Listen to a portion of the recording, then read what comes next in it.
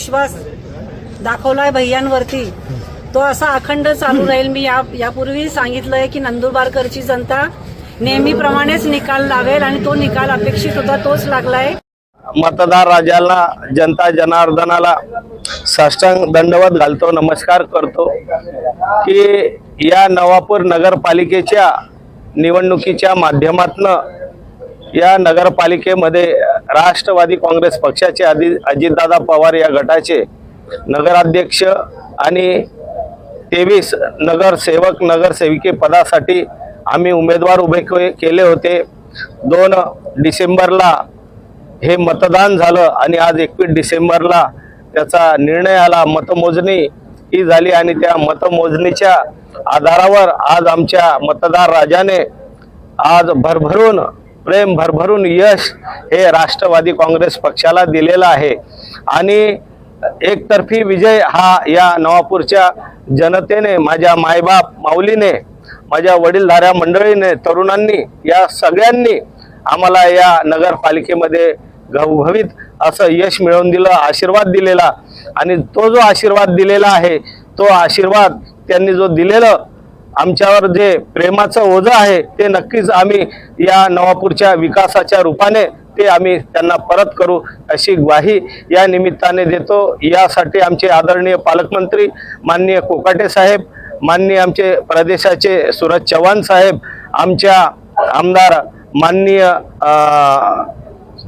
सना Malik madam, आमच्या प्रवक्त्या प्रतिभाताई शिंदे, आमचे जिल्हाध्यक्ष माननीय अभिजितदादा मोरे, आमचे प्रदेश अध्यक्ष आदरणीय तटकरे साहेब, प्रफुल्ल पटेल साहेब, या सर्वांच्या नेतृत्वाखाली, अजितदादांच्या नेतृत्वाखाली ही नवापूर नगरपालिकाने निवडणूक लढवली आणि आपण जो विश्वास या जनतेने आम्हाला दाखवला आणि त्याचबरोबर आमच्या बरोबर माझे मार्गदर्शक, आमचे नेते आदरणीय चंद्रकांतजी रघुवंशी उर्फ चंदू भैया यांनी सुद्धा आम्हाला या ठिकाणी मोलाची साथ दिली, सहकार्य केलं, त्याबद्दल या सर्व नेत्यांचं, माझ्या आई वडिलांचं, ज्या आई वडिलांच्या रूपी आपण मला आशीर्वाद दिल्या त्या सर्व पितृतुल्य मातृतुल्य माझ्या भगिनी, माझे भाऊ, या सर्वांनी, पत्रकार मित्र, छायाचित्रकार मित्र, सगळ्या अज्ञात आणि प्रशासनाने सुद्धा आम्हाला सहकार्य केलं। सगळ्यांचं मनापासून आभार व्यक्त करतो आणि या नवापूरचा कायापालट करण्यासाठी जी आपण सुवर्ण संधी आम्हाला दिलेली आहे त्या सुवर्ण संधीचं नक्कीच सोनं केल्याशिवाय राहणार नाही। अधिकाऱ्यांनी जो निकाल दिलेला आहे तो निश्चितपणे या शहरामध्ये समन्वयाने लोकांनी काम केलं पाहिजे अशा प्रकारचा निकाल दिलेला आहे। त्यामुळे आमच्या दृष्टिकोनातून आज जरी नगराध्यक्ष पदासाठी म्हणून मी विजय झालो असलो तरी देखील माझे अनेक सहकारी काही फरकाने निवडून येऊ शकले नाहीत याचं निश्चितपणे दुःख मला आहे, परंतु शहादेकरांनी जो विश्वास आमच्यावर टाकलेला आहे त्याच्यासाठी निश्चितपणे आम्ही पुढच्या येणाऱ्या काळामध्ये काम करत राहू हा शब्द 100% शहादेकरांना देणार आहे। भारतीय जनता पार्टी मार्फत अनेक तिकीट आले प्रचारासाठी, तुम्ही स्वबळावर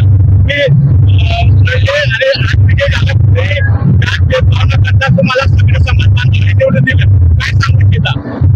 निश्चितपणे सर्व शहादेकर बंधूंनी जो विश्वास माझ्यावर दाखवलेला आहे त्याच्यासाठी आम्ही काम करणार। जिथं आम्ही कमी पडलेलो आहोत, जिथं आमचे काही नगरसेवक राहून गेले त्यांना देखील किंवा त्या प्रमाणामध्ये त्या एरियामध्ये देखील जाऊन आम्ही काम करून शहादेकरांच्या लोकांचा विश्वास संपादन करण्यासाठी आम्ही काम करणार आहोत। भविष्यात तुम्ही शिंदे गटात प्रवेश करणार अशी चर्चा जोरदार चर्चा सुरू आहे, हे कितपत सत्य आहे? याच्यामध्ये कुठलंही तथ्य नाही, अजून निकाल आज लागलेला आहे। याच्यानंतर भविष्यामध्ये कुठली निर्णय घेत असताना ज्या कार्यकर्त्याच्या जोरावर आम्ही इथपर्यंत राजकारण करत आलेलो आहोत त्यांना सर्वांना विश्वासात घेतल्याशिवाय आम्ही कुठलाही निर्णय घेणार नाही।